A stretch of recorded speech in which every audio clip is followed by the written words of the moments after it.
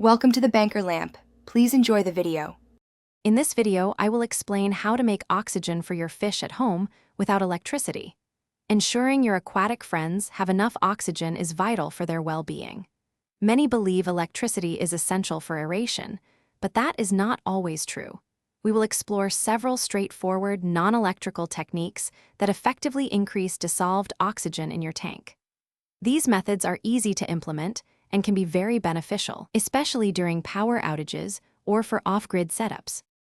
One of the simplest ways to add oxygen is through surface agitation. Gently stirring the water with a clean utensil for a few minutes helps break the surface tension, allowing more air to dissolve. You can also pour a small amount of tank water back into the tank from a height of about 6 inches. This creates splashes and bubbles, significantly increasing the water's contact with the air.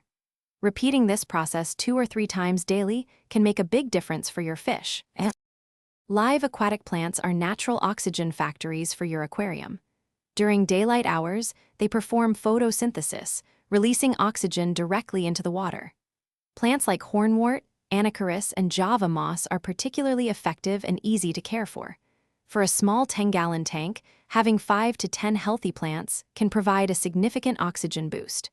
Remember, plants also absorb harmful nitrates, contributing to overall water quality and a healthier environment for your fish. Beyond agitation in plants, good water quality is paramount for oxygen levels. Performing small, frequent water changes, perhaps 25% of the tank volume weekly, helps introduce fresh, oxygenated water. Be careful not to overfeed your fish. Uneaten food quickly decays, depleting oxygen as it breaks down. Also, keeping your tank water slightly cooler, ideally between 72 and 76 degrees Fahrenheit, allows it to hold more dissolved oxygen naturally. Thanks for watching. If this was helpful, leave a like and consider subscribing. See you next time.